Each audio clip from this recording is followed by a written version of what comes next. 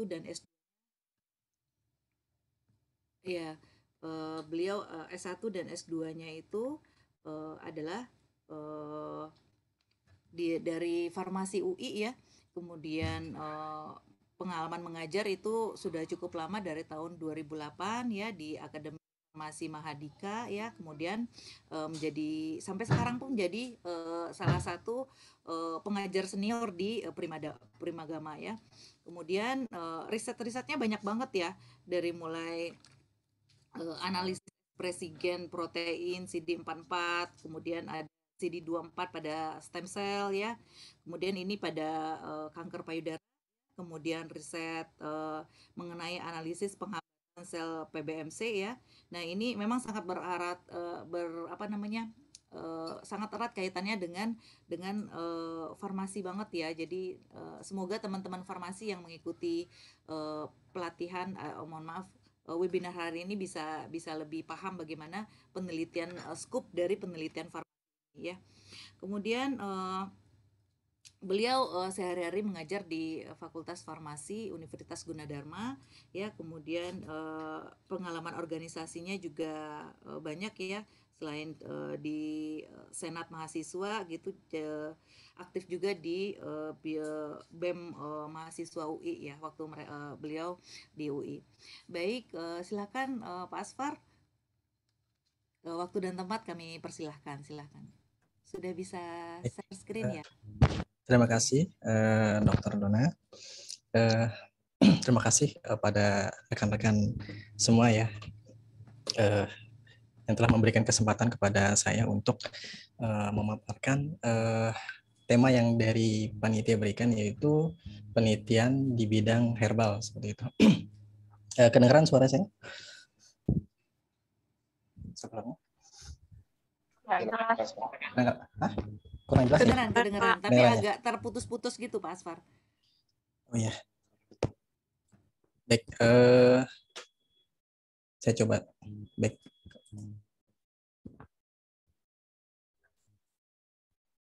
Boleh dicoba Pak Asfar, tadi sudah jelas sih. Halo, tes. Sudah ya, jelas? Sudah. Sudah bisa share screen, sudah saya jadikan co-host. Silakan Pak Asfar. Ya, baik, terima kasih, Dok. Oke,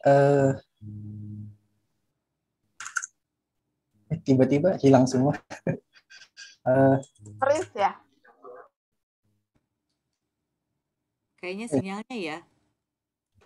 Ya, sepertinya freeze. Assalamualaikum Prof. Darwin. Selamat bergabung.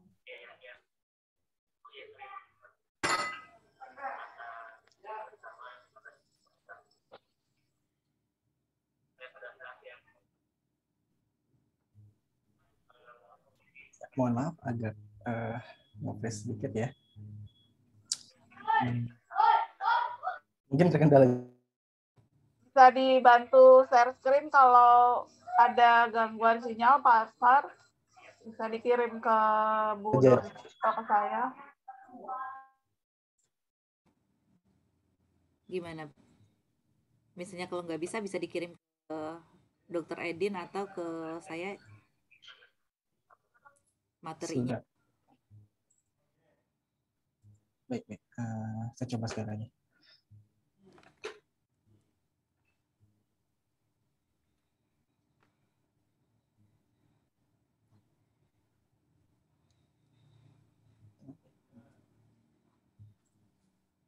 Sudah kelihatan belum? Belum ya? Ini masih tampilan ya.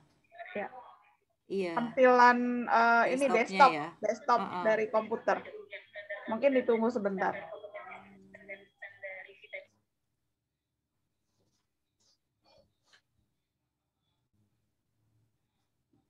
Oke, baik, terima kasih. Mungkin sambil menunggu, ya, jadi saya sebenarnya nggak lebih baik daripada rekan-rekan semua. Saya cuma hanya kebetulan melakukan beberapa riset-riset di bidang herbal mungkin, sehingga mungkin sudah muncul Pak Asfar. Sudah muncul ya. Ya. Baik. Oke, baik, terima kasih Oke. Assalamualaikum warahmatullahi wabarakatuh. Selamat malam rekan-rekan sekalian. Bagaimana kabarnya? Semoga sehat-sehat semua ya. Baik.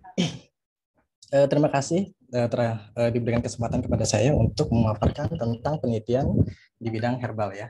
Jadi kata herbal itu kan merujuk pada tumbuh-tumbuhan ya atau pada tanaman-tanaman. Tapi sebenarnya nomenklatur dari herbal itu sebenarnya berasal dari herba, yaitu tanaman yang tidak memiliki kayu yang tebal ya seperti itu, atau tanaman yang daun kemudian langsung ke akarnya seperti itu ya. Tetapi itu diserap kemudian digunakan oleh masyarakat sekitar sehingga kita bisa menggunakan kata herbal seperti itu ya. Dan memang awalnya terjadi pertentangan bahwa kita punya tanaman obat sendiri, tetapi banyak yang menggunakan istilah herbal sehingga istilah herbal itu sering digunakan oleh masyarakat dan mungkin hingga akhirnya dimasukkan ke dalam nomenklatur Kementerian Kesehatan. Oke. Jadi obat bahan alam seperti yang kita ketahui itu tidak hanya herbal ya atau tidak hanya tumbuh-tumbuhan, tetapi sebenarnya di dalam nomenklatur juga Indonesia itu menganut bahwa obat bahan alam di Indonesia itu terdiri dari tumbuhan, kemudian hewan-hewanan, mineral, dan mikroorganisme, dan juga beberapa eksudat-eksudat tertentu. Nah, memang tapi yang paling banyak digunakan adalah tumbuhan ya, seperti itu. Kenapa paling banyak digunakan? Karena memang paling mudah untuk digunakan, dan memang paling sering digunakan, karena memang pada awalnya tumbuhan itu digunakan sebagai sayuran atau buah-buahan ya, sehingga dikonsumsi pada masyarakat sekitar ya. Pada zaman-zaman dahulu memang itu digunakan tumbuhan untuk konsumsi, kemudian untuk rempah-rempah dan sebagainya. Sehingga dirasa manfaatnya lebih banyak dirasakan pada tumbuhan ya ketimbang hewan ataupun mineral. Tetapi sebenarnya kajian dari hewan, mineral, dan mikroorganisme juga sebenarnya banyak ya. Dan memang itu tidak terpisah dengan kajian-kajian yang lain. Hanya saja mungkin skopnya sedikit berbeda. Nah, mungkin kita sekilas ke pengobatan zaman dulu ya, kuno. Jadi di sini ada mungkin dulu ceritanya pada saat zaman dulu ya, memang orang berpikir bahwa kalau misalkan dia sakit kemudian atau dia mengalami suatu gejala-gejala penyakit dan sebagainya, itu dianalogikan atau diasumsikan bahwa mereka terkena kutukan suatu dewa-dewa tertentu ya yang mereka anut pada saat itu, atau terkena amarah dewa-dewa tertentu. Sehingga pada saat itu orang-orang melakukan tumbal, mungkin istilahnya tumbal ya, memberikan mungkin anak kecil, bayi dan sebagainya, darah dan sebagainya, sehingga itu bisa digunakan sebagai penawar kutukan dan sebagainya. Tetapi hal itu kan tidak terjadi.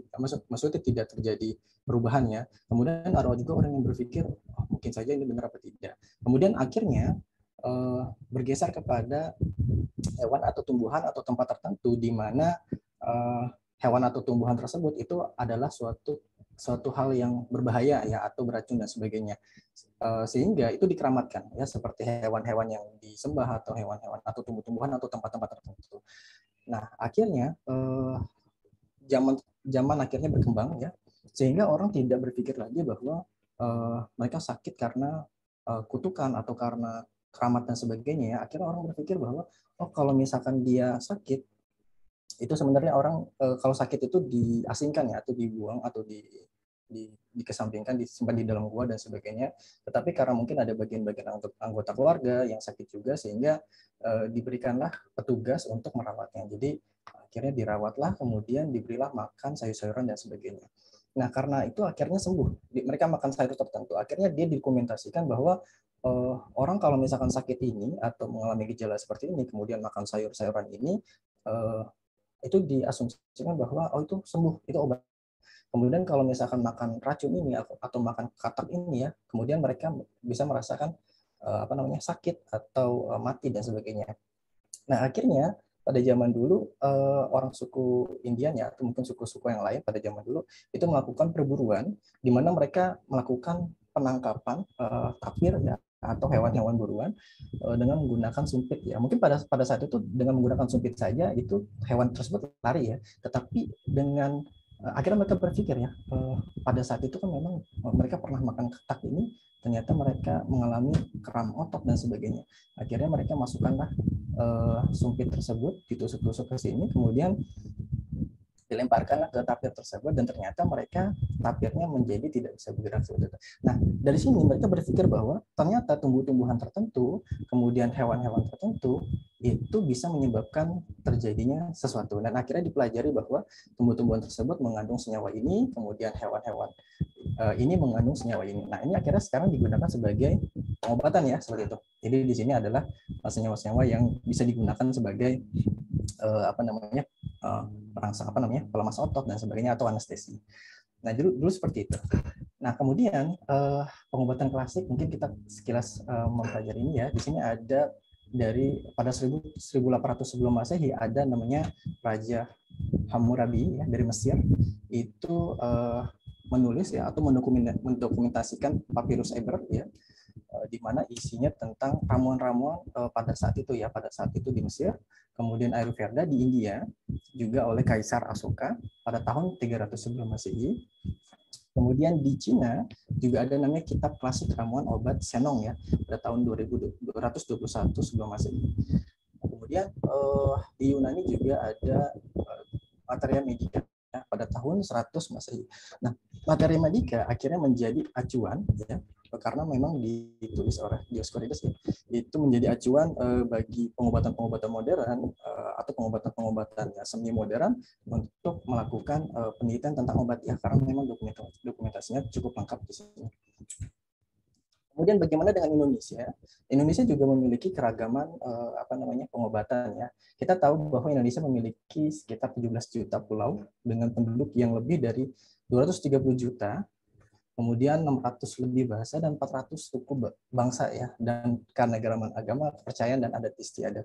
Sehingga pastinya dengan adanya kepercayaan seperti ini, orang-orang di etnis-etnis tertentu atau di etnis yang seluruh Indonesia itu pasti memiliki suatu kepercayaan terhadap tanaman tersebut ya, tanaman-tanaman tertentu.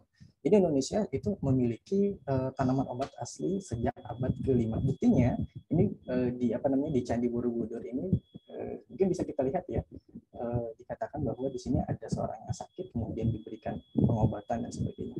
Memang gambarnya agak kurang jelas, tetapi oleh ahli arkeolog itu dipercaya bahwa adalah ini suatu aktivitas pengobatan ya.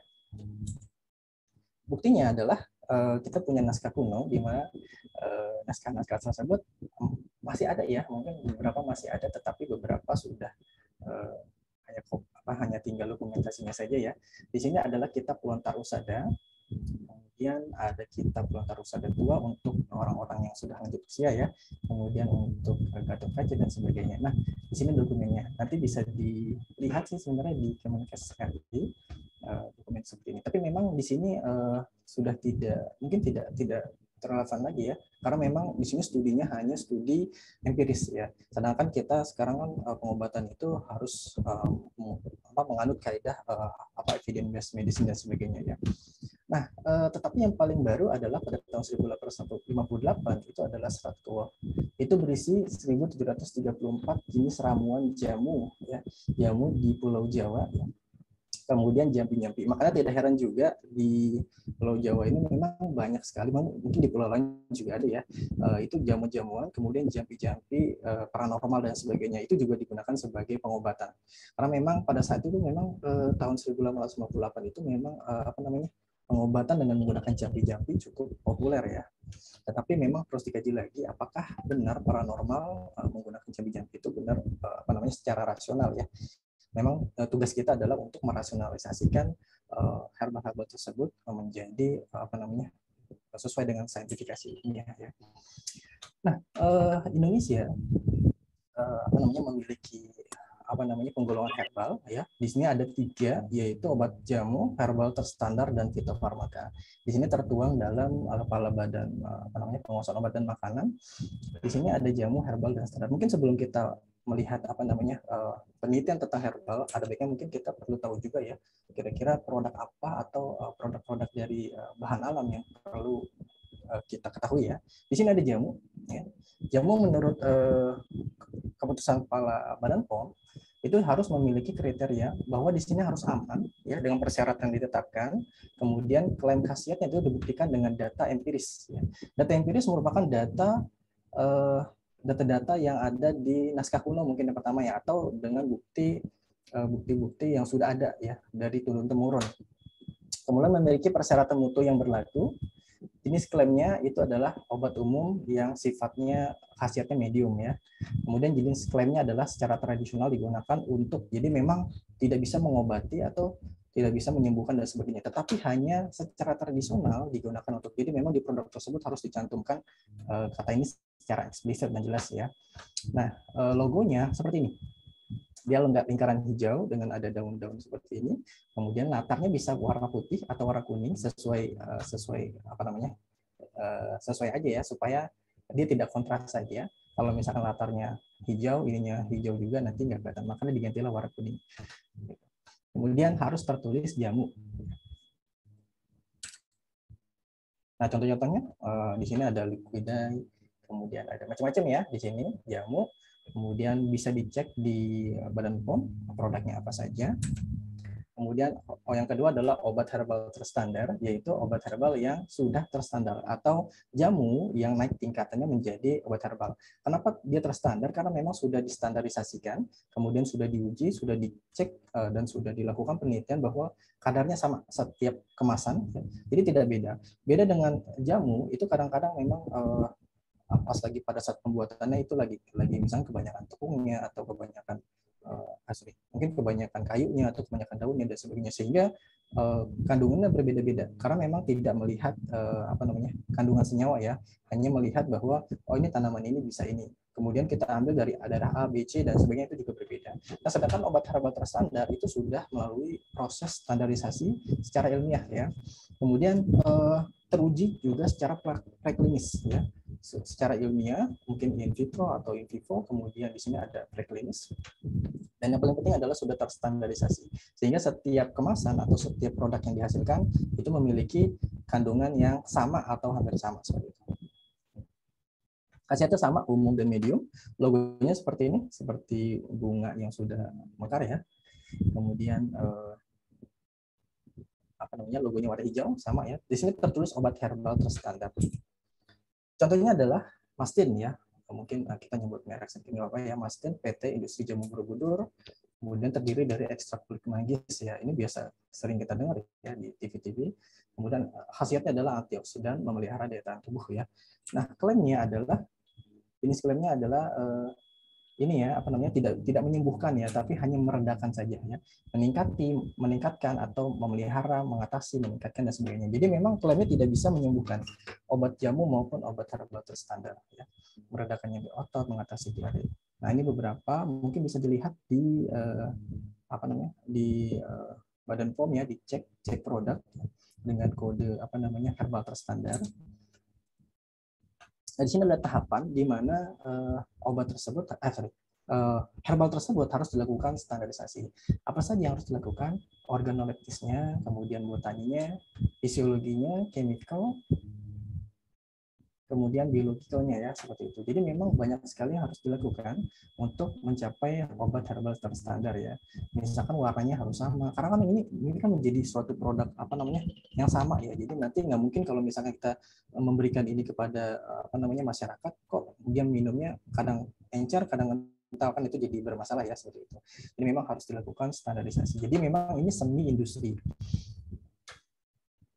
Jadi alat-alat yang digunakan ini lebih ke arah proses kimia dan farmaseutik ya. Jadi nanti dianalisis kualitas kontrol kualitasnya, kemudian produknya, farmaseutiknya seperti apa ya. Selanjutnya adalah fitofarmaka. Jadi fitofarmaka adalah obat herbal terstandar yang naik tingkatannya lagi sehingga dia dapat diberikan secara klinis ya, seperti itu. Karena apa? Karena fitofarmaka itu sudah melalui uji klinis ya. Uji klinis, tapi memang uji klinisnya cukup berbeda, cukup unik dengan uji klinis yang biasa kita mungkin dokter-dokter melakukan uji klinis tahap 1, 2, 3, dan 4, tetapi uji klinis dari obat herbal itu mirip lah ya, mirip, cuma hanya berbeda saja. Karena memang penggunaan obat herbal itu sebenarnya sudah digunakan ya, sudah fitofarmaka, sebelum masuk ke fitofarmaka itu kan sudah digunakan ya. Jadi fase pertama dan fase kedua itu sudah dilakukan sebenarnya ya. Jadi tinggal dimantapkan lagi, tinggal ditingkatkan lagi, baru lanjut ke fase ketiga dan fase keempat. Nah, jadi di sini fitofarmaka itu harus aman tentunya ya, kemudian teruji secara klinis dan standarisasi. Ya, mutunya itu adalah medium sampai tinggi ya. Jadi bisa kita gunakan untuk mengobati ya. Jadi kita bisa masukkan tambahkan kata-kata untuk mengobati. Logonya seperti ini, fitofarmaka. Kenapa sedikit sekali orang melakukan penelitian fitofarmaka? Karena memang biayanya sangat besar sekali ya. Inventornya besar sekali, kemudian penyandang dananya juga cukup besar. Jadi untuk membuat obat fitofarmaka itu nggak mudah ya, seperti itu. Terlebih lagi ada anggapan bahwa obat herbal terstandar sudah cukup, jadi tidak perlu fitofarmaka. Jadi memang sedikit ya. Di Badan POM pun juga itu hanya 13 ya, masalah cuma 13 aja dari seluruh Indonesia. Salah satunya adalah Stimuno, Tensigard, kemudian Nodiart dan sebagainya. Nah, ini kira-kira produk yang sudah melalui proses fitofarmaka. Jadi di sini bisa kita gunakan klaimnya untuk, memang sih kebanyakan mereka menggunakan untuk kekebalan, kemudian meningkatkan tekanan darah dan sebagainya. Tetapi bisa digunakan kata-kata untuk mengobati kanker seperti itu ya, misalnya kekebalan, meningkatkan tekanan darah misalkan ya, bisa digunakan sebagai obat jantung, obat ginjal dan sebagainya ya. Kemudian stamina, kualitas sperma pria, kemudian daya tahan tubuh, meningkatkan kadar albumin dan hemoglobin dan sebagainya. Jadi bisa digunakan kata-kata mengobati seperti itu. Tapi memang perlu hati-hati juga ya, karena memang fitofarmaka tidak sebagus obat-obat, maksudnya tidak seperti obat-obat konvensional yang sudah melalui proses evidence-based medicine. Nah, ini tadi mungkin sedikit kita bahas. Di sini ada uji klinis pada obat fitofarmaka ya. Jadi di sini kita cek dengan autentiknya dulu kebenarannya, kemudian secara etnofarmakologis, etnobotani dan sebagainya, kemudian metabolitnya juga kita perhatikan juga ya. Baru kita masuk ke uji klinis tahap 1 dan tahap 2. Ini sebenarnya sudah dicoba ya. Jadi obat ini tentunya sudah aman dan sudah sebenarnya sih tanpa melalui proses uji klinis yang legal ya, maksudnya itu sudah digunakan ya, atau secara empiris sudah aman tentunya ya. Jadi fase 1 dan fase kedua tentunya sudah dilakukan. Kemudian kita masuk ke uji in vivo, kemudian uji in vitro ya. Habis itu baru fase ketiga. Jadi di sini yang dilihat itu adalah memang keamanan dan sebagainya. Keamanan tentunya secara empiris sudah aman ya. Kemudian tinggal dilakukan saintifikasi saja, kemudian standarisasi juga ya. Nah, apa saja yang harus dilakukan? Di sini ada proses farmakokinetik, kemudian interaksi obatnya, kemudian omicsnya juga dipelajari ya, apakah berkaitan dengan genomiknya, apa kemudian atau proteomiknya dan sebagainya. Baru nanti di sini ada fase ketiga dan fase keempatnya adalah therapeutic monitoring ya. Tentunya di sini sangat melibatkan akademisi, kemudian pelaku tenaga kesehatan sama riset ya, karena memang cukup besar biayanya. Oke, kita berlanjut ke pengobatan secara penelitian herbal ya. Jadi di sini ada dari hulu ke hilir. Jadi memang dari hulu itu adalah bagaimana kita mencari screening, menemukan suatu kandidat obat ya. Kemudian di tengah-tengahnya ada modifikasi struktur dan sebagainya. Baru nanti di hilirnya itu adalah terapi. Tentunya terapi ke pasien ya. Nah, studi empiris. Jadi di sini ada istilah etnobotani ya. Jadi etnobotani adalah kajian yang mempelajari hubungan antara manusia dengan tumbuhan ya. Pada zaman dahulu memang orang menggunakan tumbuhan itu untuk melakukan aktivitas normal seperti biasa ya, seperti makan, kemudian obat-obat sederhana ya, kemudian praktek keagamaan, kosmetik, pewarna, tekstil dan sebagainya. Jadi memang manusia dengan tumbuhan itu sudah kenal cukup lama ya, sudah dekat. Dan pada saat itu memang manusia itu menggunakan atau mengkonsumsi buah-buahan atau sayur-sayuran ya untuk sebagai pengobatan. Bahkan mungkin bisa juga daun kelor nih ya, contohnya adalah digunakan sebagai pengusir setan ya pada saat itu ya. Mungkin pada saat itu memang mungkin pada saat ini juga masih sering digunakan ya. Kemudian ini pewarna, kita lihat ya, pewarna makanan atau pewarna tekstil atau pewarna kuku juga bisa ya. Dan ini minuman kesehatan. Jadi memang etnobotani itu lebih ditekankan pada hubungan antara manusia dengan tumbuhan. Kemudian karena memang dirasa untuk makanan dan pengobatan itu cukup bermanfaat, misalkan dia minum kopi misalnya ternyata ada khasiatnya, atau dia minum jahe dan sebagainya ternyata dia dapat melegakan menghangatkan tubuh dan sebagainya. Akhirnya muncul istilah etnofarmakologi. Jadi etnofarmakologi itu berkaitan dengan kegunaan tanaman tersebut ya yang memiliki efek farmakologi sehingga digunakan sebagai pengobatan dan pemeliharaan kesehatan ya. Jadi memang etnofarmakologi itu adalah cabang dari etnobotani. Jadi etnobotani lebih ke aktivitas makanannya atau aktivitas sosialnya, kemudian etnofarmakologinya sudah lebih spesifik ke arah pengobatannya ya. Jadi memang dispesifikasi lagi, contoh misalkan penggunaan minyak atsiri atau kumis kucing misalkan ya untuk darah tinggi misalkan, atau jahe, atau bisa juga digunakan sebagai sirih ya seperti itu. Ini sudah termasuk etnofarmakologi atau etnis pada pengobatan dengan etnis tertentu ya di sini. Jadi memang khusus ya, karena memang mereka melakukan aktivitasnya ini bukan karena pengen makan, tetapi memang ingin melakukan sesuatu seperti menguatkan gigi atau memperindah gigi dan sebagainya ya. Jadi di sini lebih ke arah farmakologinya. Selanjutnya adalah budidaya tanaman. Jadi karena dirasa memiliki manfaat yang cukup besar, sehingga pada saat itu masyarakat melakukan proses budidaya tanaman ya. Nah ini memang erat kaitannya. Kalau yang tadi kan memang etnis ya, itu lebih ke arah antropologi dan sebagainya atau sosiologi. Jadi bagaimana kita melihat memahami etnis-etnis tertentu di mana dia menggunakan tanaman obat tersebut ya. Kemudian kalau misalkan budidaya tanaman ini lebih ke arah bagaimana kita membudidayakan tanaman obat. Contohnya adalah tanaman obat keluarga. Jadi tanaman obat keluarga ini memang didasarkan dari karena memang daun sirih ternyata dirasa memiliki manfaat atau jahe dirasa memiliki manfaat, akhirnya dibudidayakan. Karena daripada susah nyarinya, mendingan ditanam sendiri ya seperti itu. Nah tapi memang pada saat orang awam sih memang berpikir bahwa tanamannya jahe di rumah kita seperti itu ya. Nah beberapa ahli dari agroteknologi misalkan ya, itu menyatakan bahwa tidak semua tanah itu sama ya. Jadi kalau misalkan kita tanam di daerah A sama di daerah B itu nggak sama ya. Jadi hal yang paling mempengaruhi adalah faktor iklim ya. Antara di Jakarta dengan di Bogor tentunya berbeda, atau di Puncak ya. Kemudian faktor wilayah, tanah, ketinggian suhu, dan faktor perawatan ya. Jadi makanya ada istilah beda wilayah beda kandungan. Nah ini yang menyebabkan keanekaragaman dari suatu tanaman di Indonesia. Jadi paling banyak adalah di Indonesia ya, tanaman jenis-jenisnya. Karena memang apa? Karena misalkan jahe di daerah A dengan di daerah B itu berbeda. Bahkan cabai di daerah ABC itu berbeda ya. Ada cabai Jawa, cabai Bari, cabai Lombok dan sebagainya.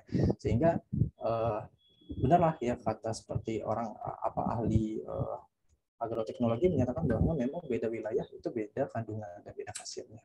Ya. Sekarang kita beralih ke jadi di sini penelitian apa yang bisa kita lakukan?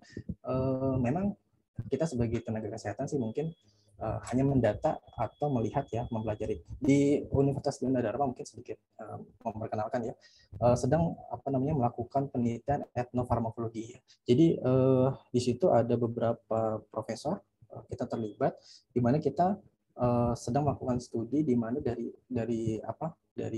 Sabang sampai Merauke, melihat kira-kira etnis mana saja, kemudian tumbuhan mana saja yang itu dimanfaatkan. Mungkin kalau sudah jadi mungkin memang targetnya adalah kita akan membuat suatu monografi atau suatu web service ya seperti itu. Oke, sekarang ke studi selanjutnya adalah saintifikasi ilmiah. Jadi di sini ada ilmu yang mempelajari tentang bahan alam ya, yaitu farmakognosi. Jadi farmakognosi itu mempelajari beberapa bahan alam seperti tumbuhan, hewan, dan mineral ya. Jadi di sini studinya adalah farmakokinetik dan farmakodinamik, toksikologi dan biofarmaseutik secara sederhana. Jadi memang seperti yang kita ketahui bahwa tanaman-tanaman itu memang sudah dilakukan, sudah dicoba ya, karena memang sifatnya empiris ya, coba-coba. Banyak sekali korban-korban sebelumnya ya, karena memang dia coba ini, kemudian dia mati, kemudian coba ini dia bertahan hidup ya. Jadi sebenarnya sih sudah melakukan uji klinis sebelumnya ya, tetapi memang bukan dalam artian uji klinis yang sebenarnya ya. Nah, jadi memang farmakognosi itu adalah ilmu mempelajari tentang farmakokinetik dan farmakodinamik. Jadi sudah dilakukan ya, tapi secara sederhana. Kemudian fitokimia, jadi kita tahu ya di dalam tumbuhan, di dalam hewan dan di dalam mineral tersebut memiliki beberapa khasiat ya, beberapa senyawa-senyawa tertentu. Nah, fitokimia itu mempelajari bagaimana kita untuk mengambil zat aktif tersebut ya, kemudian mengekstraknya atau mengolahnya sedemikian rupa sehingga kita bisa memperoleh senyawa tersebut ya. Nah, fitokimia itu lebih difokuskan pada metode perolehan zat aktif dan analisis strukturnya. Jadi lebih ke arah kimianya ya. Jadi kita lihat tanaman ini misalkan mengandung alkaloid ya, strukturnya seperti apa, kemudian kita elusidasi strukturnya seperti apa, kemudian mengandung minyak atsiri atau saponin dan sebagainya. Nah, selanjutnya juga ada studi metabolit sekunder. Jadi sebenarnya yang tadi disebutkan tadi kan metabolit ada dua, ada metabolit primer dan metabolit sekunder. Bagi tumbuhan maupun bagi hewan juga ya, metabolit primer itu diperlukan untuk makhluk hidup tersebut ya. Contoh misalkan metabolit primer contohnya adalah karbohidrat, lemak dan protein. Nah, itu diperlukan untuk tumbuhan ya. Karbohidrat untuk cadangan makanan, kemudian protein untuk pembangunan ya, lipid juga untuk sebagai cadangan makanan juga ya. Tetapi dari situ ya, dari karbohidrat tersebut atau lipid dan proteinnya itu di metabolisme lebih lanjut ya, menjadi misalkan glukosa tadi ya, di metabolisme kemudian menghasilkan pirufat dan sebagainya masuk ke jalur simpanan, terbentuklah misalkan terpenoid misalkan ya, dia masuk ke jalur mevalonat misalkan ya. Nah, pada saat dia masuk ke jalur mevalonat kemudian terbentuk terpenoidnya. Nah, terpenoid tersebut akan menghasilkan suatu bau-bau atau harum-harum ya. Nah, itu disebut sebagai minyak atsiri sebenarnya ya. Minyak atsiri tersebut dapat mengusir atau menarik serangga. Jadi memang di dalam tumbuhan itu kan ada proses perkembangbiakan ya. Jadi dia sifatnya adalah menarik atau mengusir serangga ya. Contoh misalnya menarik serangga. Jadi pada saat ingin kawin ya tumbuhan tersebut, maka dia kan nggak bisa kawin begitu saja ya tumbuhan. Jadi dia harus mengundang serangga atau kupu-kupu dan sebagainya sehingga dia tertarik. Atau mungkin di dalam tanaman tersebut ada unsur yang paling penting ya di dalam tumbuhan tersebut. Nah, dia mengeluarkan zat-zat tertentu di mana zatnya bau sekali misalkan ya, sehingga ada hewan pengen mendekat itu tidak bisa karena baunya nggak enak ya. Atau buah-buahan ya, di dalam buah-buahan itu kan ada biji ya. Nah, biji itu kan memang proses pertumbuhan selanjutnya. Nah, buah-buahan sih manis ya, tetapi kulitnya itu kadang-kadang pahit ya. Atau cepat ya seperti itu sih. Pada saat ada hewan ingin makan buah tersebut itu nggak jadi karena rasanya pahit ya. Nah, itu juga bisa melindungi proses perkembangan biakan mereka. Jadi memang metabolit sekunder itu digunakan untuk proses ekologi atau antibiotik atau pigmen untuk membantu pertumbuhan mereka. Nah, bagi manusia metabolit sekunder itu digunakan sebagai zat tambahan ya yang berkhasiat sebagai obat ya tentunya. Bukan sebagai obat ya, maksud zat yang berkhasiat sebagai mungkin mirip dengan obat-obatan yaitu dapat mengurangi tekanan darah atau meningkatkan ini dan sebagainya ya. Kita lihat di sini contohnya misalkan tadi ya minyak esensial ya. Jadi minyak esensial itu dihasilkan dari jalur mevalonat ya, kemudian terbentuk terpenoid ya, diterpen atau terterpen, kemudian menjadi contoh seperti ini ya. Nah, ini dikenal sebagai essential oil atau volatile oil ya, kemudian aromatik. Nah, minyak atsiri itu atau minyak esensial itu biasa digunakan sebagai aromaterapi ya. Jadi kalau misalkan teman-teman atau dokter biasanya sering menggunakan aromaterapi untuk melegakan tenggorokan atau melegakan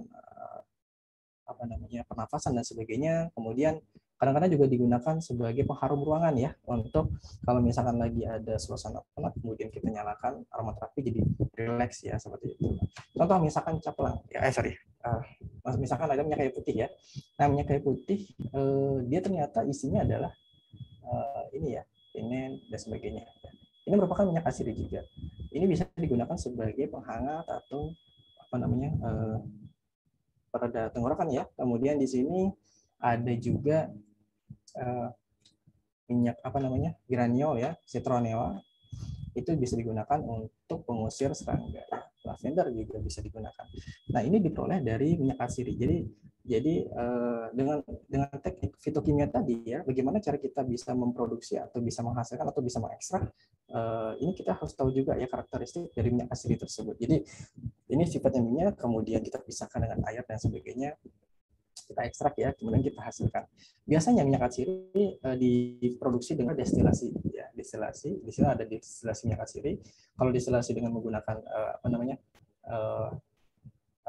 kaca itu repot ya, kita harus buka tutup ya. Maksudnya kayak ada labu destilasi yang kecil itu ya. Tetapi kalau kita menggunakan alat destilator yang besar, kemudian kita bisa masukin, kemudian kita masukin lagi ya. Jadi kita nggak perlu buka-buka ya. Kalau misalnya kita buka-buka alat destilasinya, itu nanti bisa kebuang ya, sayang sekali. Nah, ini ada destilasinya, dia besar, mungkin bisa sekitar 100 liter, kemudian kita bisa menghasilkan 100 sampai 200 mili, tergantung siraderannya seperti itu. Nah, tentunya secara ekonomis minyak asiri ini cukup mahal ya. Jadi kalau kita beli minyak kayu putih pun 10 mili itu harganya bisa sampai 10-20 ribuan ya, lumayan. Apalagi kalau misalkan minyak cengkeh dan minyak yang lain ya. Nah, ini juga perlu tahu juga bahwa salah satu alasan kenapa kita dijajah oleh Belanda atau negara-negara lain ya, karena memiliki keanekaragaman rempah-rempah ya, yang mereka tidak punya seperti itu. Jadi mereka begitu banyak rempah-rempah dari kita, kemudian mereka menjual dari sana. Memang ada nilai ekonomis. Nah, ini memang kadang-kadang kita Mohon maaf Pak Aspar, suaranya kurang terdengar karena ada agak suara berisik gitu ya. Oh iya, sorry, mohon maaf ya. Oke, baik, sekarang sudah cukup terdengar. Ya, jadi di situ minyak asiri banyak sekali digunakan ya, karena memang terdiri dari rempah-rempah. Jadi kita paling mudah sekali untuk menggunakannya. Oke, selanjutnya di sini ada studi metabolik tumbuhan ya. Jadi di sini kita bisa lihat metabolismenya, kemudian kita lihat jalur-jalurnya ya, kemudian kita bisa merekayasa. Tentunya di sini ada jalur biosintesisnya. Jadi memang kita harus pelajari dulu ya. Di sini juga mungkin sudah database yang sudah dikumpulkan.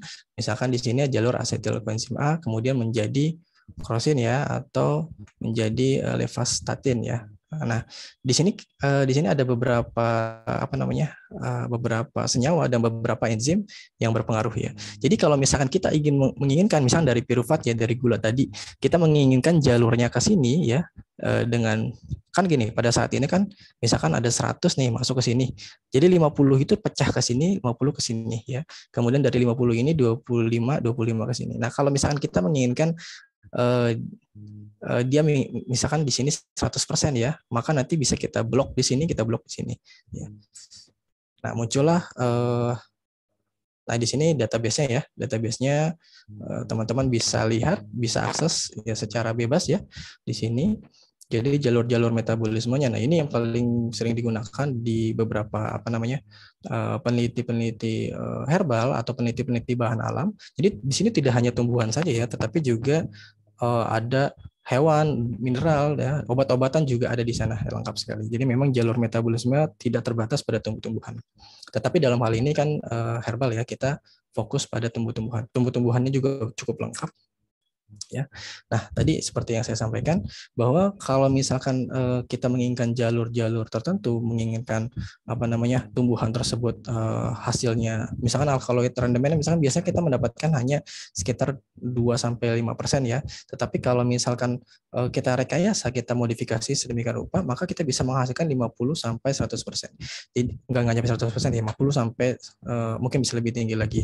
Jadi dengan cara merekayasa genetik. Tentunya di sini ada beberapa pro dan kontra ya, karena memang pada saat kita melakukan rekayasa genetik di tumbuhan itu kan itu nanti dia akan berkembang biak ya, kemudian dia akan menurunkan kalau dia bertahan dia akan hidup, tapi kalau dia nggak bertahan dia akan mati. Nah pada saat dia bertahan maka dia akan diturunkan ke anak-anaknya seperti itu, sehingga anak-anaknya memiliki sifat yang sama dengan induknya. Jadi pada saat dia direkayasa, ini pertama gini, memang kan mereka disuntik ya, misalkan di bagian sininya ya, di bagian tanaman seperti ini, sehingga diharapkan dapat meningkatkan hasil metabolit sekundernya atau dapat mengarahkan metabolit tertentu ya, kemudian menghindari dari hama. Jadi karena memang paling banyak dilakukan adalah untuk awalnya ya, untuk menghindari serangan dari hama-hama pemakan tanaman tersebut ya.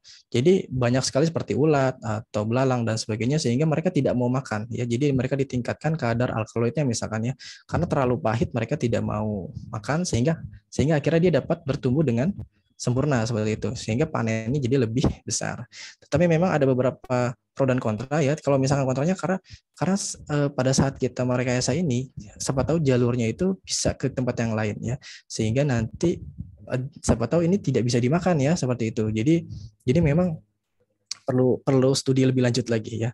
Maka daripada itu memang nanti bisa dilihat jalur-jalurnya, jalur metabolitnya. Ada dua cara untuk rekayasa. Jadi memang ahli botani atau ahli apa namanya agroteknologi ya. Saya punya teman agroteknologi, mereka melakukan rekayasa di sekitar lingkungan sekitarnya ya. Seperti misalkan ini tumbuhan, kemudian kita berikan apa namanya pupuk, kemudian zat-zat tertentu atau zat kimia tertentu, sehingga dia menjadi metabolit sekundernya yang diharapkan itu akan tumbuh. Atau yang kedua, kita memasukkan gen tertentu ya, kita tembak ke dalam daun tersebut ya. Nah di sini nanti akan mengalami apa namanya perubahan atau modifikasi dari strukturnya ya, sehingga dia akan menghasilkan mengekspresikan protein-protein tertentu, di mana protein tersebut mungkin bisa meningkatkan metabolit sekunder ya. Karena memang tujuan kita adalah rekayasa genetik ini adalah untuk menghasilkan metabolit sekunder. Tadi kan sudah dijelaskan bahwa metabolit sekunder itu berguna sekali ya. Ada minyak atsiri, ada alkaloid ya, kemudian saponin dan sebagainya. Kemudian penelitian selanjutnya adalah kita bisa bermain di fitosom ya. Jadi fitosom itu merupakan liposom yang terbuat dari tanaman ya. Jadi di sini digunakan sebagai penghantar obat. Jadi penghantar obat itu kita sisipkan, kita masukkan, tetapi dari bahan tumbuh-tumbuhan ya. Kemudian nutraceutical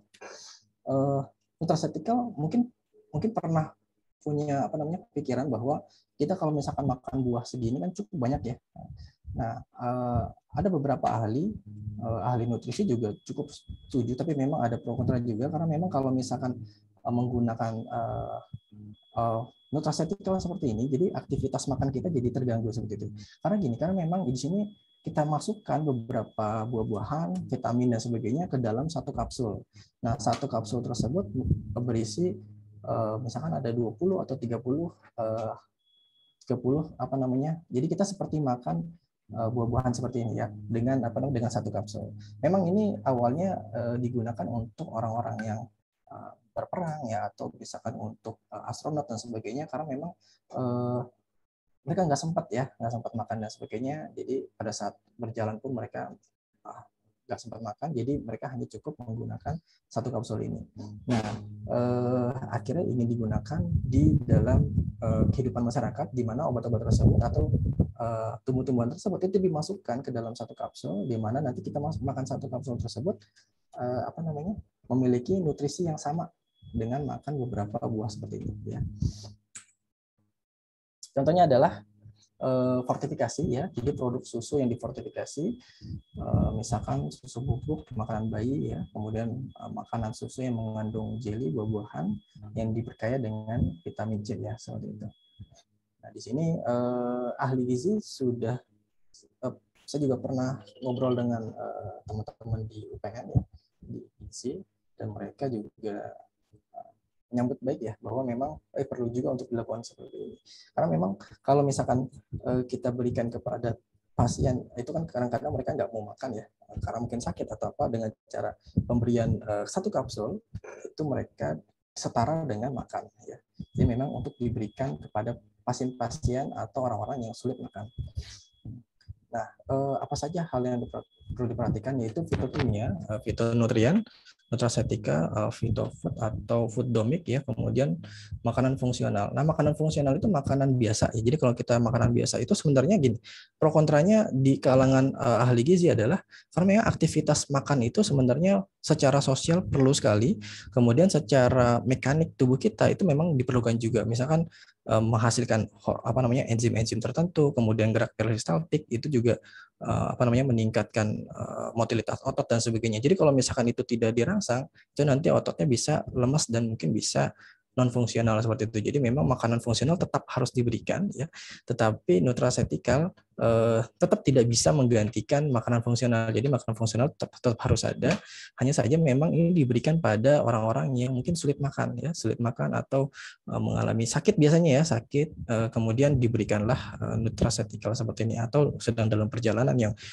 mungkin tidak sempat makan atau tidak cukup waktu untuk makan ya.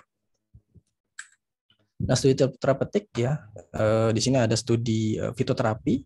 Jadi fitoterapi itu adalah mempelajari tentang bagaimana penggunaan tanaman tersebut itu untuk pengobatan ya. Tapi memang ini tidak lebih baik daripada obat konvensional karena tidak ada evidence based medicine-nya ya. Nah, memang beberapa teman-teman dari kedokteran yang berkiblat pada kedokteran timur ya, itu sedang melakukan proses uji evidence based medicine pada tanaman herbal, dan sudah bicara dengan Kementerian Kesehatan, kemudian ke DPR juga, bahwa memang akan dilakukan pengkajian ya tentang obat ini. Salah satunya adalah tahap awal ya sebelum masuk ke EBM, itu adalah saintifikasi jamu. Mungkin teman-teman pernah dengar ya, saintifikasi jamu adalah proses merasionalisasikan tanaman-tanaman herbal Indonesia sehingga bisa terbukti secara klinis ya, paling tidak seperti itu. Baru nanti masuk ke evidence base. Nah, salah satu fitoterapi yang bisa digunakan adalah Badan POM mengeluarkan panduan penggunaan herbal untuk COVID-19 ya. Jadi di sini beberapa tanaman itu bisa digunakan untuk pencegahan ya, atau peningkatan, sebenarnya ini isinya adalah peningkatan daya tahan tubuh ya. Jadi bukan untuk mengobati COVID ya, tetapi meningkatkan daya tahan tubuh saja seperti itu. Jadi memang fungsi dari fitoterapi adalah mempelajari tentang hal seperti ini ya. Jadi bagaimana itu digunakan secara klinis ya, lebih ke arah klinis. Kemudian yang selanjutnya adalah bahan alam laut ya. Nah, bahan alam laut itu Indonesia kita tahu ya, di sini sekitar 70% merupakan bagian lautan, dan juga kedalamannya juga dihitung juga ya, seperti itu. Jadi biasanya itu hanya 10-20% kekayaan laut kita yang sudah sudah dipelajari ya. Kebanyakan itu untuk makanan, konsumsi atau wisata ya. Tetapi banyak sekali yang ada di tengah-tengah seperti ini itu belum terjamah sama sekali, dan itu keanekaragamannya cukup luar biasa. Jadi kalau misalkan kita lihat, kita kan baru menjamah yang ada di daratan seperti ini ya, dan daratan pun belum semua ya, saya pikir. Jadi di sini baru mungkin di daerah Jawa ya, jamu, kemudian di daerah-daerah sini juga Sumatera juga ada juga, tetapi memang mungkin belum masif ya seperti itu. Tetapi ada beberapa teman-teman dari herbal pun itu sedang melakukan studi untuk mempelajari studi etnofarmakologi dan etnobotani ya. Nah, contoh misalkan di sini bahan alam laut banyak sekali. Di sini ada spons laut ya, ada cacing, dan alga. Di sini juga ada rumput-rumput laut ya. Jadi ternyata di Indonesia ya, itu di dunia itu cukup diakui ya, bahwa memang keberagaman maritimnya itu cukup bagus. Kenapa seperti itu? Karena memang kita perhatikan di sini kan daerahnya itu nggak terlalu dalam ya. Kalau di tempat lain kan lautnya dalam-dalam semua. Di sini tidak terlalu dalam, sehingga kadar matahari itu cukup untuk masuk ke sini ya. Jadi kalau misalkan kadar matahari masuk ke sini, sehingga nanti bunga-bunga atau rumput-rumput laut itu mereka senang ya. Jadi akhirnya terjadilah fotosintesis di dalam di dalam laut tersebut, dan metabolit sekundernya pun bisa terjadi karena memang Karena memang kalau misalkan fotosintesis dari metabolit sekunder tersebut itu kan memerlukan fotosintesis ya. Kemudian fotosintesis itu berasal dari sinar UV seperti itu. Jadi kalau misalkan di laut dalam itu biasanya tidak ada tumbuhan-tumbuhan seperti ini. Tetapi kalau di daerah-daerah terumbu karang dan sebagainya itu ada metabolit sekundernya cukup banyak. Maka daripada itu memang ini kalau kita manfaatkan sedemikian rupa ini hasilnya bagus sekali ya. Tetapi memang ada beberapa yang dibudidayakan atau dilestarikan ya.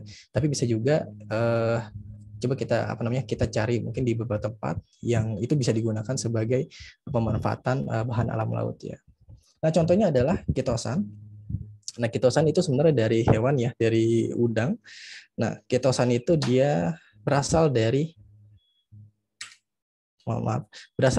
kulit udang ya, seperti itu. Nah, kulit udang itu bisa menghasilkan kitosan seperti ini. Nah, kitosan itu bermanfaat untuk bahan tambahan farmaseutik ya, seperti itu.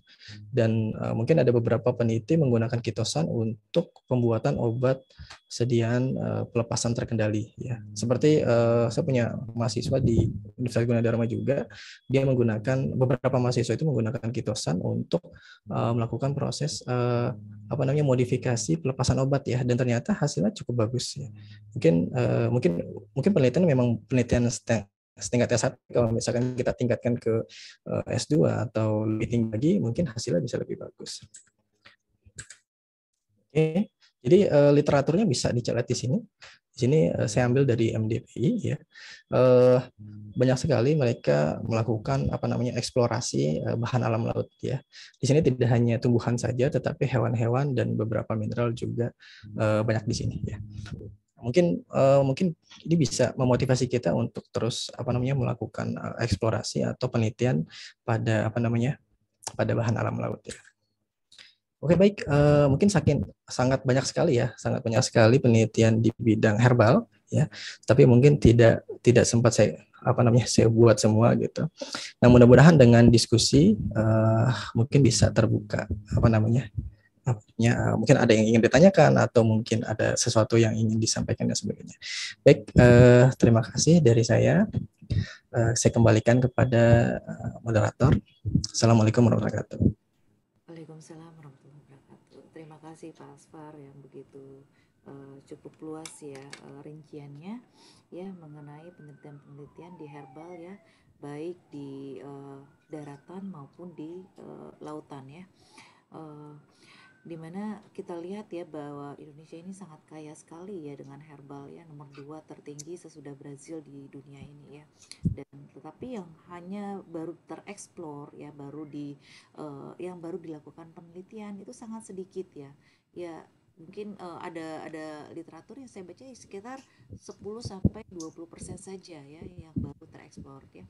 Nah, ini adalah sebenarnya menjadi tanggung jawab kita ya sebagai anak bangsa, bagaimana bisa ya melestarikan ya herbal Indonesia ini ya, dimana herbal itu merupakan salah satu kekayaan kita gitu loh. Jangan sampai orang-orang di luar sana yang meneliti kemudian dipatenkan ya.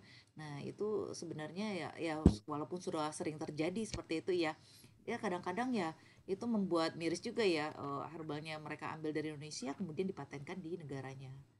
Baik teman-teman, silahkan bertanya jika ingin bertanya langsung, silahkan. Oke, baik. Mohon maaf suara saya kecil ya. Oke, terima kasih Bu Emi. Oke, baik teman-teman, mungkin ada yang bertanya. Oh iya, silakan Bu Haris. Assalamualaikum warahmatullahi wabarakatuh. Waalaikumsalam. Waalaikumsalam warahmatullahi wabarakatuh. Perkenalkan, nama saya Haris. Ya, selamat malam Bu Budona dan juga Pak Asfar. Saya mendengarkan dari awal tadi sungguh menarik sekali ya, tetapi ada satu poin karena jujur saja baru sekitar 3 sampai 2 tahun terakhir ini saya baru mulai mencoba untuk mencari peluang gitu di bidang herbal ini ya. Walaupun memang basic saya memang kimia, tapi kan banyak insight yang bisa ditambahkan dari sisi kimianya ya.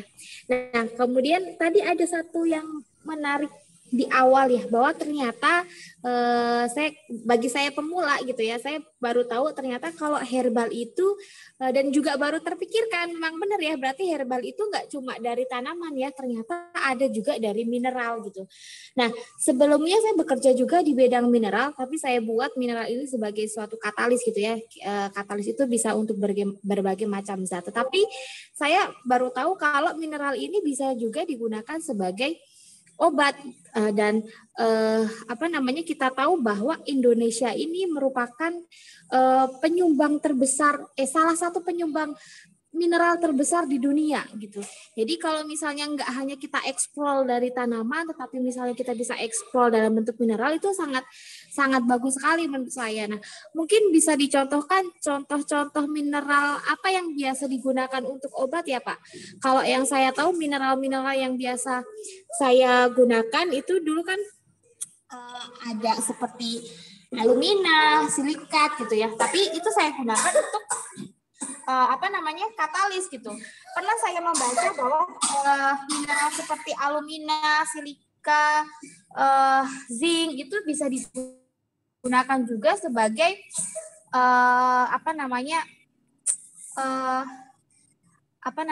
capping agent, bukan capping agent ya, tapi pembawa obat ya, pembawa obat gitu. Tapi saya nggak tahu kalau itu juga bisa digunakan sebagai obat. Mungkin bisa dicontohkan ya obat-obatan yang menggunakan mineral gitu, karena menurut saya ini menarik sekali, bisa buat insight baru buat saya gitu khususnya. Terima kasih.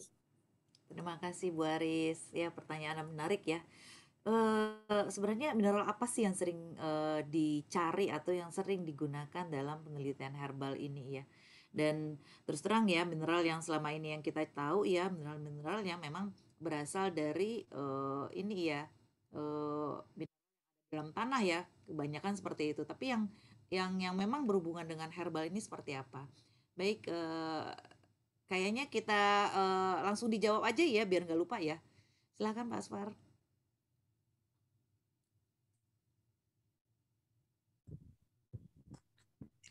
Baik, terima kasih Dok.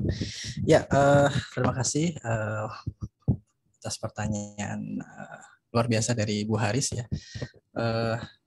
Ya, jadi Bu Haris juga salah satu rekan saya di di Universitas Gunadarma yang melakukan penelitian tentang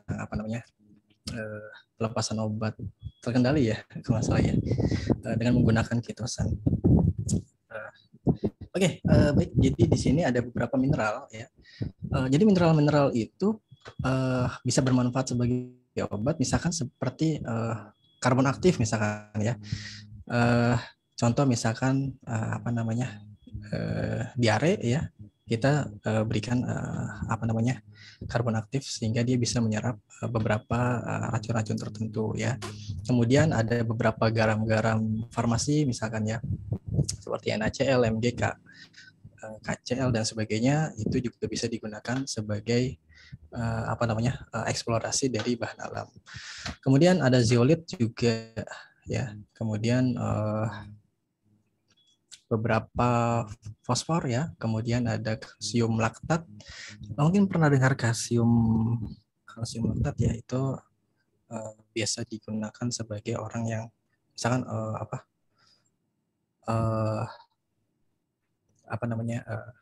osteoporosis ya. Nah, seperti itu. Jadi cukup banyak manfaatnya, dan memang eksplorasinya memang belum cukup banyak ya, belum cukup banyak, karena memang mineral yang digunakan itu memang baru terbatas mikro mineral saja ya. Jadi seperti zinc, seperti mangan, selenium dan sebagainya baru sedikit saja. Tetapi kalau misalnya kita lihat mineral-mineral seperti kalsium ya, kemudian bikarbonat dan sebagainya, itu juga sebenarnya bermanfaat ya. Baik. Oke, baik. Jadi begitu. Jadi yang dimaksudkan adalah mineral-mineral yang memang berasal dari tumbuhan atau dari hewan, begitu ya maksudnya Pak Aswar? Mineral dari batu. Gimana Bu Haris tadi? Kayaknya seperti mineral dari batu ya. Jadi batu-batuan atau apa namanya?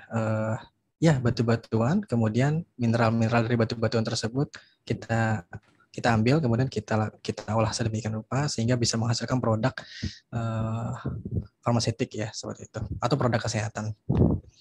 Oh gitu, baik-baik. Berarti bukan Oh, mineral yang berasal dari ini ya, bukan dari, misalnya kalau contohnya pada kalsium ya, kalsium itu kan ada yang berasal dari tumbuhan ya, ada yang berasal dari tanah sendiri ya, dari batu-batuan ya, dari mineral, atau yang dari Ah, hewan ya. Nah itu mm, uh, betul. gimana?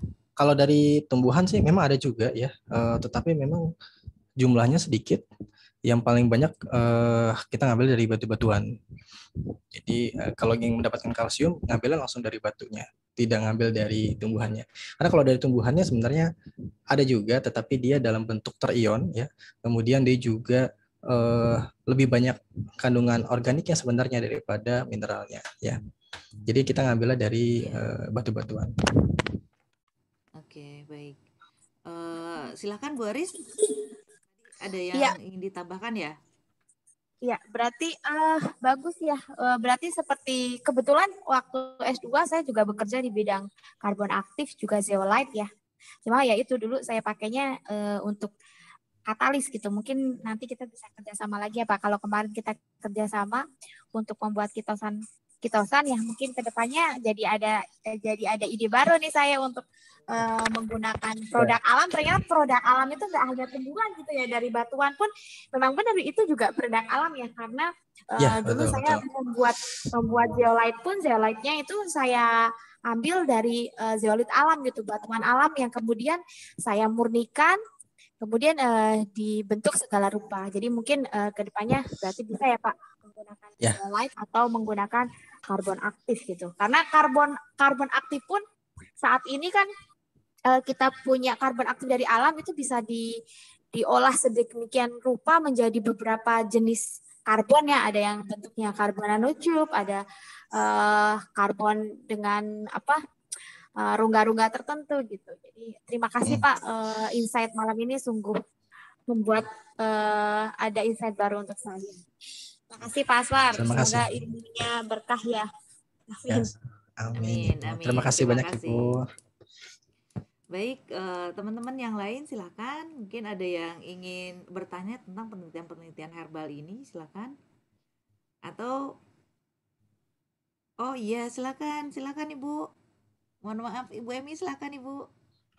Oke, Assalamualaikum warahmatullahi wabarakatuh. Waalaikumsalam warahmatullahi Terima wabarakatuh. kasih Mas Asfar karena masih jauh lebih muda ya dari saya. Saya panggilnya Mas Asfar aja ya. Siap Ibu, tidak apa-apa ya. Ya, Mas Asfar. Oke, jadi mungkin saya tambahkan mengenai Simplicia ya. Jadi secara keseluruhan, baik itu tanaman dari obat yang berasal dari makhluk hidup ya, itu namanya mungkin saya tambahkan Simplicia ya, yang tadi sudah dijelaskan. Dan saya nambahkan mineral yang berasal dari makhluk hidup itu juga tadi sudah disebutkan oleh Bu Haris tadi itu ya.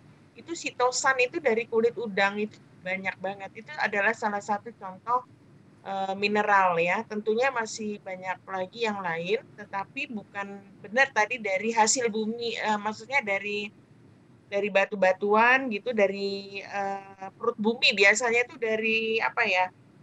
Dari dari herbal ya. Kebanyakan kalau mineral itu dari hewan ataupun dari yang tidak makhluk hidup gitu. Dan banyak lah itu tadi contoh yang sederhana adalah norit ya. Kalau itu nama brand name-nya. Ya, Mungkin bisa nanti digali lagi ya mineral-mineral apa banyak banget ya yang tapi memang kebutuhannya memang kecil ya dibandingkan yang berasal dari tanaman gitu. Tapi itu sangat dibutuhkan karena mikronutrien, namanya kan mikronutrien ya. Bahkan kalau kita bicara pohon kelor aja nih ya, pohon kelor aja itu juga mengandung mikronutrien ya, mineral-mineral yang dalam jumlah kecil. Jadi kalau saya walaupun kita sudah memiliki ya dalam hal ini Pak Pros, itu kan tadi disampaikan ada 2 produknya yang sudah fitofarmaka ya, Tensigard, kemudian Esga, di mana dulu tempat saya bekerja ya, tetapi juga ada herbal terstandar gitu. Nah, masalahnya kalau menurut saya di samping dari aspek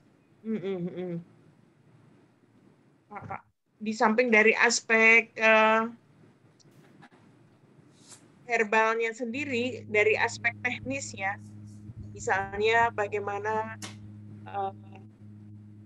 mekanisme kerjanya dan lain-lain. Yang penting adalah bagaimana membuat produk herbal itu bisa diterima masyarakat dengan harga yang terjangkau. Pengalaman saya untuk fitofarmaka itu kalau dibandingkan dengan obat kimia yang sama-sama mempunyai efek ya, misalnya hipertensi gitu, itu kan Tensigard itu dibandingkan dengan amlodipin supaya dia bisa setara, similar dengan obat ya. Kenyataannya jauh lebih murah kalau kita menggunakan amlodipin dibandingkan dengan obat ya, Bu, ya. herbal yang fitofarmaka gitu. Nah, ini keberterimaan dari masyarakat itu juga perlu diperhatikan juga. Tetapi kami juga waktu itu juga memasarkan yang namanya EGB 761 ginkgo biloba. Ya, ginkgo biloba itu adalah untuk memperlancar peredaran darah perifer. EGB 761 itu cuma kami import dari Jerman. Jadi kalau kita belajar herbal, menurut saya, sampai dengan fitofarmaka, kita pelajari yang namanya ginkgo biloba. Jadi namanya tuh tebokan, produknya tebokan. Itu benar-benar sangat sangat berdasarkan riset gitu. Memang harganya lumayan jauh lebih tinggi daripada obat kimia seperti obat-obat herbal yang lain, tetapi keberterimaan pasiennya itu sangat, dan para dokter itu sangat welcome dengan obat herbal ginkgo biloba ini atau tebokan ini, karena penelitiannya terus-menerus gitu. Nafasnya itu panjang gitu, dalam arti dari aspek finansial itu cukup gitu. Jadi kalau kita mau memasarkan herbal itu penelitiannya itu harus terus-menerus dan harus mau berinvestasi ya, baik itu melakukan sosialisasi atau edukasi kepada para dokter ataupun penggunanya gitu. Nah, yang ingin saya menjadi PR kita bareng-bareng adalah bagaimana kita melakukan atau meriset ya, bagaimana mengkomersialkan produk herbal ini begitu. Mungkin ini tantangan untuk Gunadarma ya, Pak Asfar ya. Pak Asmar sebagai Civitas Akademi dari Gunadarma ya, Pak. Ya, betul dok. Ya, saya kebetulan apoteker bukan dokter. Kalau dokter. Oh iya, siap. Dokter Ferdiana sama Dokter Dona itu dokter. Kalau saya temannya dokter apoteker. Saya dulu lulusan dari ITB. Tapi jauh-jauh umurnya udah udah angkatannya nggak usah disebutin ya. Jadi menurut saya yang jadi challenging kita semua tuh bagaimana mengkomersialkan obat herbal itu biar bisa harganya terjangkau gitu. Mungkin juga tantangannya adalah bagaimana mendapatkan satu pelarut ya untuk mengekstraksi itu gitu, Pak Asfar. Karena kan rata-rata untuk melakukan ekstraksi untuk herbal itu menggunakan pelarut yang alkohol gitu, memang isopropil alkohol ataupun pelarut-pelarut organik gitu. Nah, padahal itu kita mahal tuh harganya itu daripada tanaman simplicianya gitu. menurut saya kompleks lah ini kalau untuk obat herbal. Tapi kalau kita mau sederhanakan ya kita mulai aja dari menggunakan jamu. Nah, jamu ini yang kita komersialkan gitu, Pak Asfar.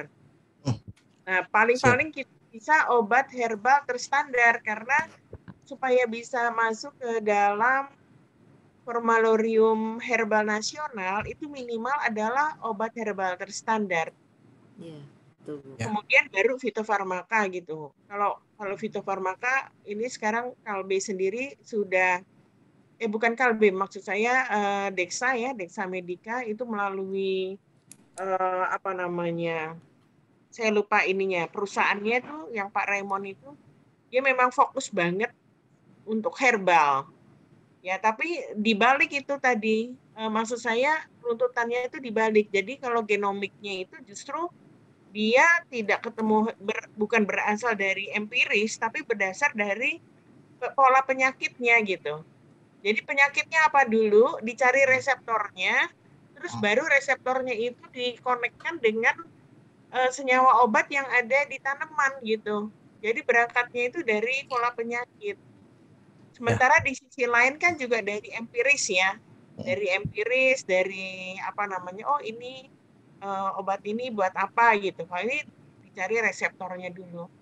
Nah, kita memang masih menjadikan tantangan ini tetap semangat ya Pak Asfar. Siap. Karena banyak sekali ini potensi di Indonesia dan kita memang di GP Jamu sendiri ataupun di asosiasi itu berusaha untuk supaya temulawak itu bisa menjadi ginseng. Analoginya tuh kalau ginseng itu berasal dari Korea gitu.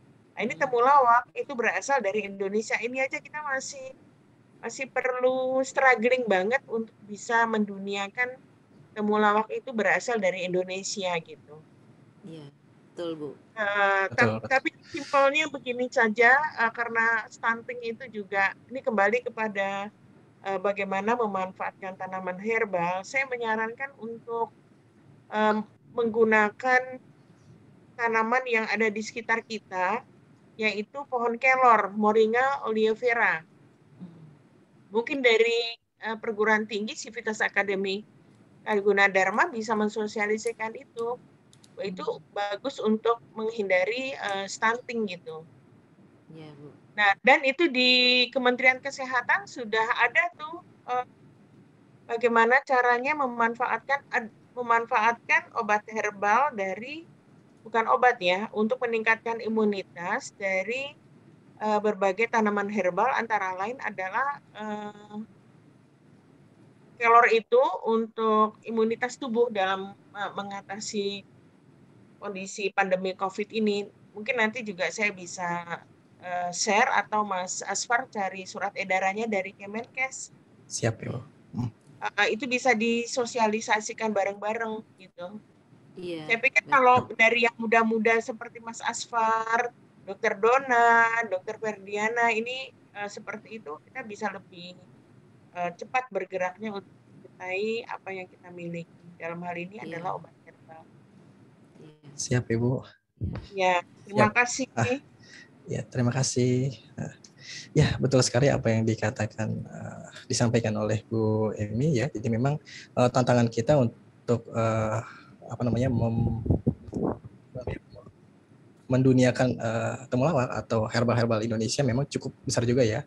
Pertama memang dari segi keberterimaan juga, dari segi kita juga bangga terhadap tanaman kita juga, itu juga sangat penting juga ya. Kemudian memang penelitian di bidang herbal ini atau fitofarmaka memang cukup besar karena memang pencarian atau ekstraksi dan sebagainya cukup rumit ya, karena memang isi tanamannya cukup banyak ya. Jadi memang kita harus melakukan ekstraksinya dengan menggunakan beberapa metode ya. Jadi tidak hanya satu metode saja, ekstraksinya harus berbagai tahap. Kemudian tidak boleh suhunya terlalu panas atau terlalu dingin dan sebagainya. Nah, itu memang harganya jadi lebih mahal ya. Imbasnya ke harga, betul sekali. Tetapi betul sekali apa yang disampaikan. Mungkin masih banyak celah-celah juga ya di mana kita bisa meminimalisir biaya produksi ya. Mungkin dengan cara beberapa promosi dan sebagainya, kemudian dengan melakukan metode ekstraksi atau metode pencarian yang lebih efektif, efisien dan sebagainya. Boleh, baik, nanti itu menjadi PR kita bersama. Kemudian nanti kita coba untuk sampaikan kepada mungkin kepada prodi atau sivitas akademika yang lain di universitas kami atau universitas yang lain. Mudah-mudahan ini bisa menjadi titik tolak ukur di bagaimana kita melakukan pengembangan di bidang herbal lagi. Siap. Terima kasih Bu Emi. Ya. Mas Ya, Asfar, terima kasih, Bu mumpung Emi, ada pertanyaan masukannya. dari Dr. Ferdian. Iya. Oh iya, ini ada pertanyaan dari Bu Dr. Ferdiana mengatakan bahwa apakah benar tingkat keamanan dan efek samping dari obat fitofarmaka itu jauh lebih baik daripada obat konvensional, obat kimiawi? Silakan Pak Aswar. Ya, baik. Apakah Ya. Jadi kalau kita perhatikan ya, jadi di tanaman herbal itu ya, itu kan isinya cukup banyak senyawa. Jadi pada saat kita ingin menggunakannya, tentunya sih kalau sudah fitofarmaka sudah terstandarisasi ya. Di sini Pak fitofarmaka. Ya fitofarmaka ya. Jadi sudah terstandarisasi. Jadi kalau dari segi keamanan memang itu relatif ya sebenarnya. Karena memang kalau misalkan kita gunakan senyawa konvensional itu kan isinya satu ya atau isinya dua seperti itu. Jadi interaksi antar obat tersebut ya itu bisa diminimalisir. Ya. Mungkin hanya interaksi dengan reseptor atau interaksi dengan metabolisme di hati dan sebagainya, itu yang keluar adalah satu enzim. Tetapi kalau obat herbal atau obat herbal yang cukup banyak senyawanya, tetapi kalau fitofarmaka kan memang sudah diminimalisir ya. Atau coba obat-obat herbal yang lain itu kalau misalkan kita konsumsi memang dia akan memperberat di bagian hati dan ginjal tentunya ya. Jadi karena metabolismenya cukup banyak, cukup banyak ya karena memang senyawanya cukup banyak.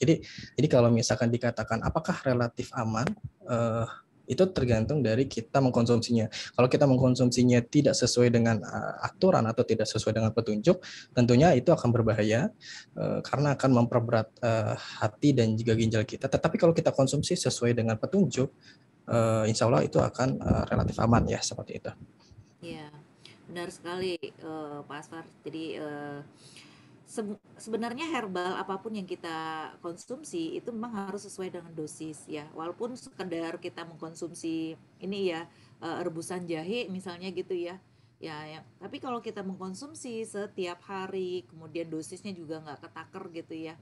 Nah, itu bisa menyebabkan iritasi lambung misalnya seperti itu. Jadi memang dikatakan bahwa herbal lebih aman daripada obat konvensional ya.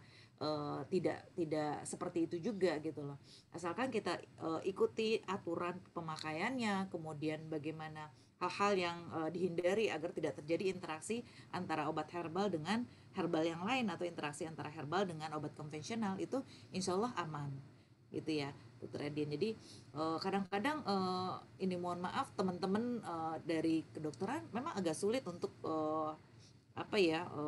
menerima herbal sebagai terapinya gitu ya dan memberikan kepada pasien gitu ya. Tapi nggak semua sih. Tapi masalahnya karena yang pertama belum ada evidence base sih gitu ya. Terus yang kedua mereka mengatakan khawatir misalnya kalau herbal yang dikonsumsi itu justru akan memperberat ginjalnya atau livernya gitu loh ya. Tapi ya di balik itu ya adalah tugas kita bersama untuk membuktikan itu gitu ya, membuktikan bahwa herbal itu tidak seperti yang dipikirkan, kemudian memang harus sesuai dengan aturan yang memang kita teliti nantinya itu merupakan sesuatu yang memang kita harus perlihatkan ke teman-teman kedokteran ya, dokter-dokter bahwa herbal itu cukup aman apabila sesuai dengan aturannya gitu loh ya. Baik, oh ya ini ada pertanyaan lagi nih dari Bu Haris, silakan Bu Haris. Ini menarik ya, pernyataan barusan, apakah yang fitofarmaka itu lebih aman atau tidak gitu ya. Nah ini juga sebenarnya dari dulu saya juga bertanya-tanya gitu. Jadi mumpung ada pakar-pakarnya, saya juga langsung bertanya ke Pak Aspar dan Bu Emi. Mungkin kalau untuk obat-obat fitofarmaka itu berarti apakah tanaman-tanaman atau sumber herbalnya itu hanya diekstraksi atau sampai proses tahap ke isolasi seperti itu. Kalau misalnya tahapnya sampai isolasi, berarti kan senyawa di dalam tanaman itu kan semuanya sudah hilang gitu ya. Jadi tinggal senyawa-senyawa yang kita butuhkan saja yang mungkin akan berinteraksi dengan reseptor gitu. Nah itu yang menjadi pertanyaan. Apakah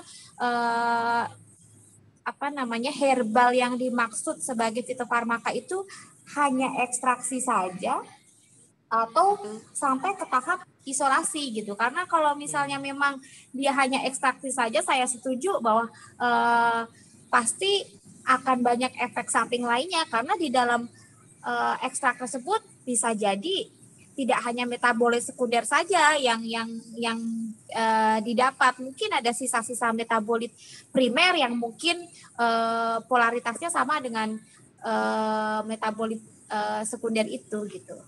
Jadi bagaimana menanggapi hal tersebut? Ya, baik, silakan. Atau Bu Ya. Emi yang jawab. Oh, Mas Asfar, silakan. Apa-apa, Bu Emi dulu nggak apa-apa. Oke, Bu Haris, terkait dengan fitofarmaka itu tidak hanya sebenarnya isolasi itu adalah bagian dari ekstraksi gitu. Ya, memang yang biasanya fitofarmaka pada umumnya fitofarmaka itu tidak lebih dari 2 ya kandungan bahan herbalnya.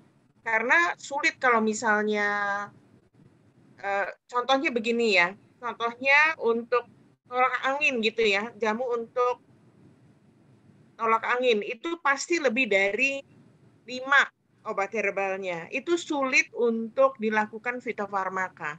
Biasanya fitofarmaka itu tunggal atau maksimal 2. Jadi kayak seperti Tensigard itu kita melakukan fitofarmakanya terhadap seledri, terus kemudian yang satunya lagi terhadap kumis kucing gitu ya. Karena kumis kucing itu bisa sebagai beta blocker atau segala macam begitu ya mekanismenya. Jadi itu memang diekstraksi dan itu distandarisir begitu.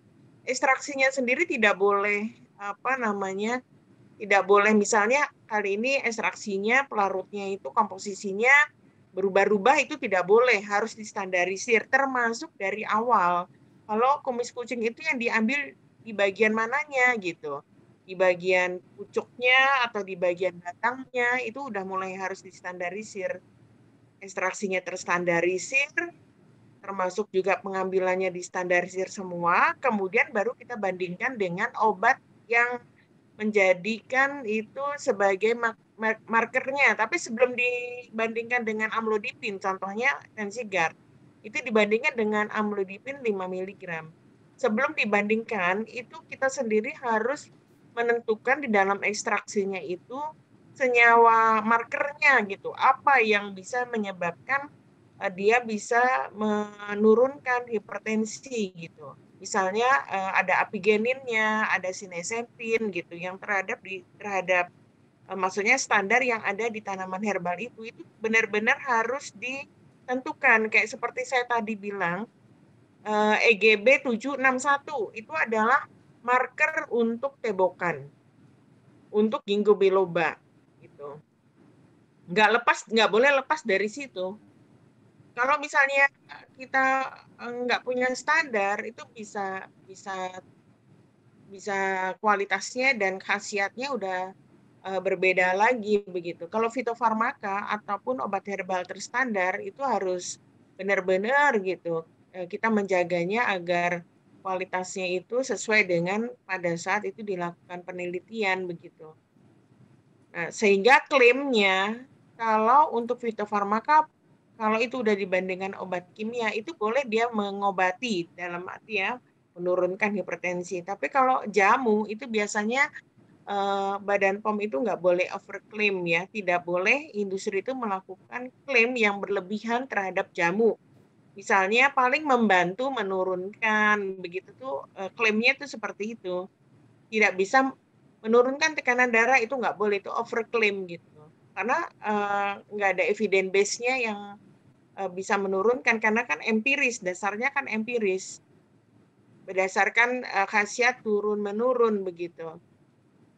Kurang lebih seperti itu Mbak Haris. Dan memang kita nih sekarang juga di masyarakat agak juga terkontaminasi ya. Maksud saya ada hal-hal yang dilakukan oleh oknum begitu ya, mengenai herbal gitu. Karena ada beberapa pelaku usaha yang mencampurkan bahan kimia obat itu di obat herbal gitu.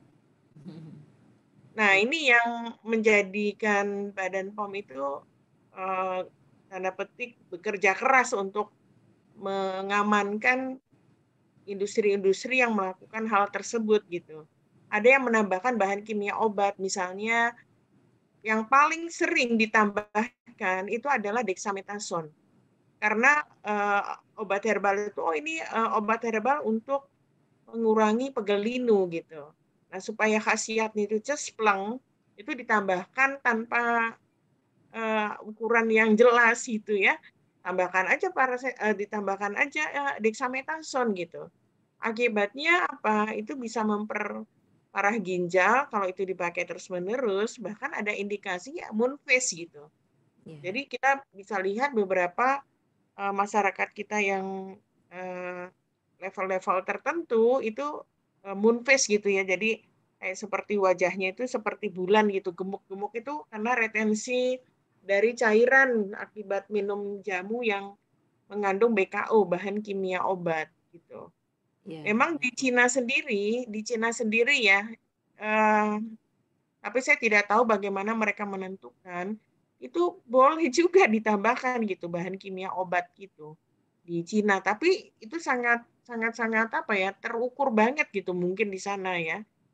Tapi kalau ini mungkin dicontoh dengan cara yang tidak tepat gitu di Indonesia. Ini yang mungkin mengganggu atau membuat image dari jamu itu menjadi kurang bagus gitu. Ya, benar Bu. Ya. Baik, Begitu. Jadi sebaiknya ya kita juga teliti di dalam pemakaian obat herbal. Kompleks juga, maksud saya juga harus dipertimbangkan juga. Bahkan yang nama jamu gendong pun, kalau itu kita harus benar-benar jamu gendong itu kan pasti empiris ya. Kayak kita minum beras kencur dan lain-lain, itu juga harus ditentukan tuh waktu stabilitasnya gitu. Karena semua makanan aja kan ada expired date-nya, apalagi ini jamu gitu. Tapi kita sendiri harus paham kalau misalnya itu ada minum jamu, ada perubahan yang fisik lah terutama ya, misalnya yang tadinya tidak kental, ini kental gitu tuh berarti udah indikasi stabilitasnya itu udah nggak oke, itu dihindari gitu misalnya. Baik. Walaupun sekarang ada kafe jamu ya nih, ada kafe-kafe ini itu juga perlu didorong gitu dengan mempertimbangkan juga bagaimana mereka melakukan CPOTB secara sederhana ya, cara produksi obat tradisional yang baik gitu.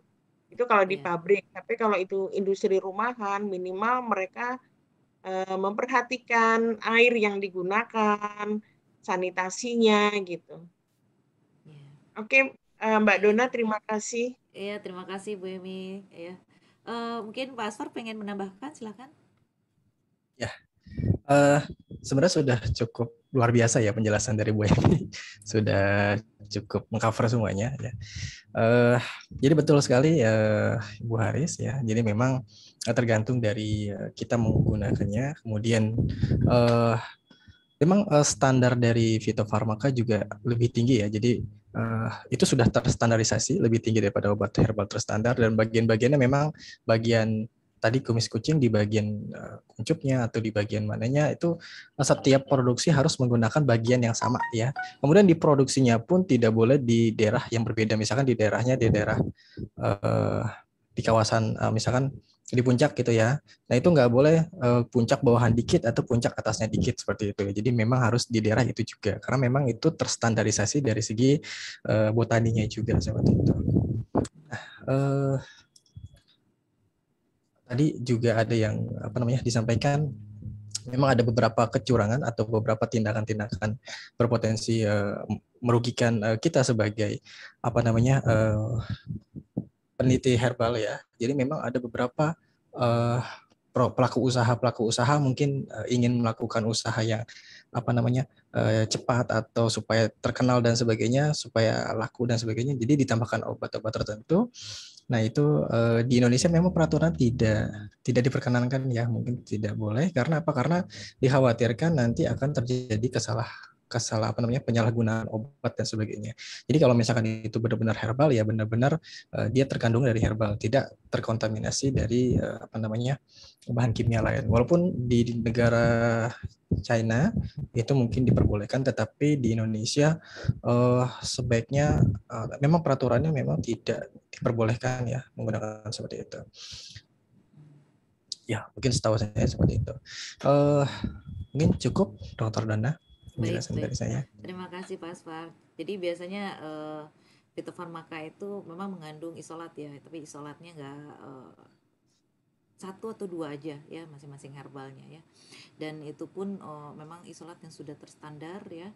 Kemudian juga memang prosesnya ya standarisasi dari awal dari hulu ke hilir ya, semua harus terstandarisasi. Itulah fitofarmaka. Makanya sulit ya.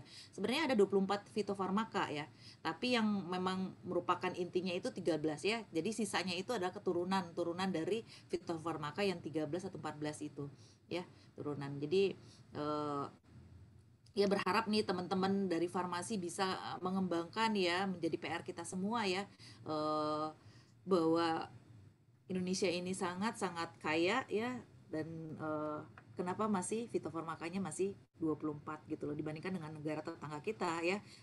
Malaysia itu sekitar 70 lebih ya fitofarmakanya ya, dan jumlah herbalnya jauh lebih sedikit daripada Indonesia ya. Baik, sekarang sudah jam 21:10 ya, mungkin kita sudahi ya, karena memang keterbatasan waktu ya. Mudah-mudahan teman-teman bisa mendapat manfaat dari diskusi kita hari ini ya. Dan jika masih ada pertanyaan yang ingin disampaikan, nanti bisa di chat ke saya atau ke Pak Asfar langsung ya. Nanti akan kami jawab secara personal ya. Terima kasih atas partisipasi teman-teman semua ya. Semoga bisa membuka wawasan dari penelitian, terutama teman-teman mahasiswa ya yang akan melakukan penelitian ya, yang akan membuat proposal ini ya, karya ilmiahnya, kemudian proposal skripsinya ya. Mudah-mudahan bisa menambah wawasan kalian dalam penelitian herbal ini. Terima kasih juga kepada Raja Riset yang sudah mensponsori ini ya, acara kita hari ini ya. Dan akhir kata kita tutup. Assalamualaikum warahmatullahi wabarakatuh. Waalaikumsalam warahmatullahi wabarakatuh. Terima kasih ya Pak Asfar. Terima kasih Dr. Dona. Terima kasih rekan-rekan yang lain. Dr. Dona, Bu Emi, terima kasih. Dan teman-teman semua yang sudah menjadi peserta. Terima kasih ya. Terima kasih. Informasi. Mohon maaf saya tutup ya. Assalamualaikum warahmatullahi wabarakatuh. Waalaikumsalam warahmatullahi wabarakatuh. Waalaikumsalam warahmatullahi wabarakatuh.